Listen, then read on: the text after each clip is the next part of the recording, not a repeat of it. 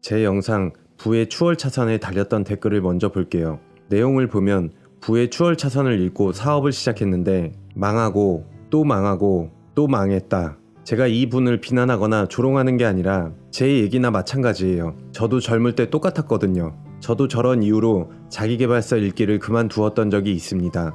성공하는 방법이라고 해서 열심히 노력하고 따라해봤는데 효과가 없었기 때문이죠. 왜 성공이 나만 쏙쏙 피해갈까요? 소수에게만 적용되는 성공의 방법이거나 잘못된 방법이기 때문입니다. 예시를 들어보겠습니다. 첫 번째는 열정을 가지고 꿈을 쫓아 네가 좋아하는 일을 해라. 좋죠.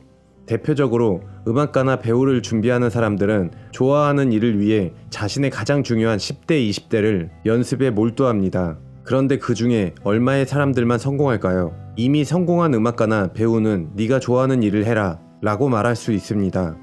왜냐하면 그들은 좋아하는 일을 하면서도 그만큼의 보상을 받기 때문이죠. 얼마나 좋아요.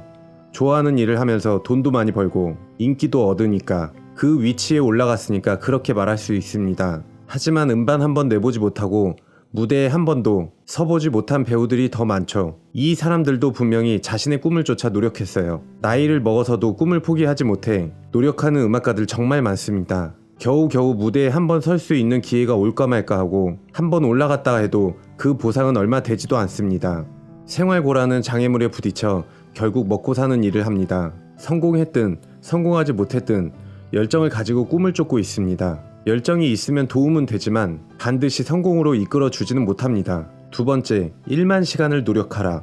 이 문제도 간단해요. 학교를 다닐 때 운동부 친구를 생각해 보면 되죠. 수많은 아이들이 10년, 15년 동안 초등학교 때부터 점심시간이 끝나면 운동하러 갔어요. 똑같은 양의 운동을 해왔지만 그 중에 일부 소수만이 프로 구단에 입단하거나 그 중에 소수만이 국가대표가 됩니다. 과연 1만 시간을 투자하면 성공할 수 있는 게 맞는 방법일까요?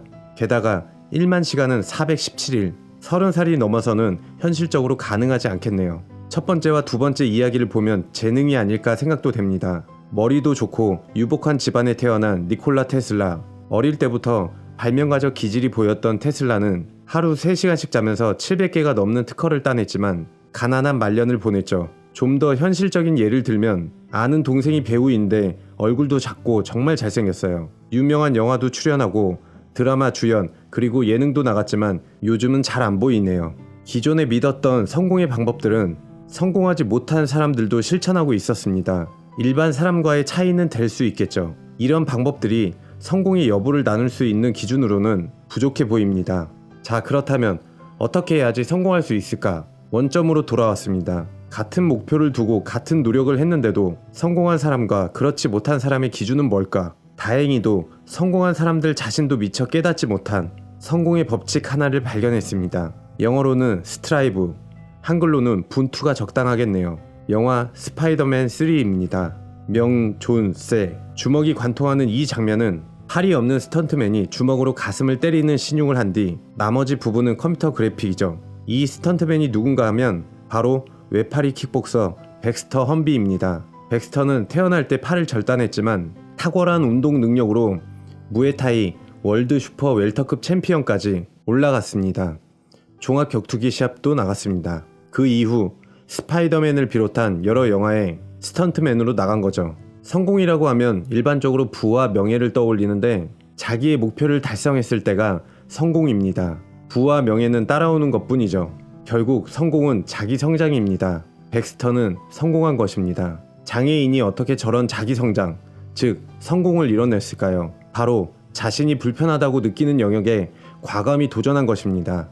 쉽게 예를 들게요. 빌 게이츠의 아버지는 변호사, 어머니는 은행가의 딸이었습니다. 이런 부유한 집안 덕분에 하루에 8시간씩 비싼 접속 비용을 지불하며 최신 컴퓨터를 접할 기회가 있었다고 합니다. 아웃라이어에서는 이런 성공의 기회가 있었기 때문이라고 합니다. 하지만 여기서 중요한 것은 다른 부유한 집안의 친구들이 있었는데 빌 게이츠는 놀지 않고 컴퓨터를 했다는 것이 더 중요합니다. 이것이 분투입니다. 그리고 빌 게이츠의 회사의 직원들은 빌 게이츠보다 더 많은 노력을 합니다. 그런데 그 차이는 무엇일까요? 빌 게이츠는 단돈 $50에 MS-DOS를 구입하여 IBM에 납품하는 도전을 했다는 것입니다. 정주영 회장도 5,000원짜리 지폐를 보여주고 조선소를 지을 수 있었습니다. 비틀즈의 경우 그리 특별한 밴드는 아니었지만 아웃라이어에서는 함부르크의 클럽에서 1년 6개월 동안 하루 7시간씩 공연할 기회가 생겨 연주 실력이 늘었고 이것이 오늘날의 비틀즈를 만들었다고 합니다.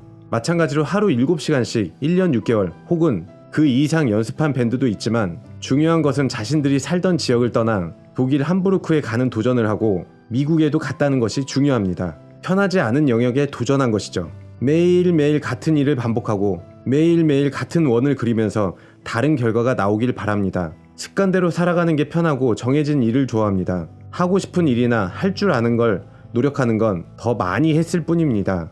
편한 일을 벗어나 불편한 일을 감행하는 것이 노력입니다. 그리고 그것이 분투입니다.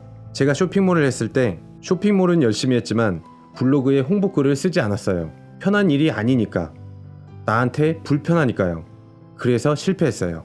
한동안 편한 생활을 하다가 2주간 잠도 못 자며 애프터 이펙트를 익혔고 유튜브를 해서 구독자 3만이 넘게 됐죠. 작지만 성공을 한 거죠. 이제는 유명한 유튜브가 되기 위해서는 영상도 많이 만들어야겠지만 책을 쓰거나 강연을 해서 인지도를 올리는 게 더 효과적일 것입니다. 하지만 저에게 사람들 앞에 나서는 게 불편한 영역입니다. 편한 노력을 벗어나 불편한 영역에 도전해 실패와 역경을 겪어야 합니다. 마지막으로 불편한 영역들이 뭘까 볼게요. 직장인이라면 능력을 기르기 위해 바쁘고 피곤해도 학원 다니기, 수험생이라면 더 효과적인 공부를 위해 속독법이나 기억력 향상 방법을 배우는 것, 쇼핑몰을 한다면 블로그에 글 쓰고 인스타에 사진 올리기 등등이 불편한 영역이라고 할 수 있겠네요. 오늘 영상 요약, 어떻게 하면 성공할지 사실 알고 있다. 다만 하기 싫을 뿐이다.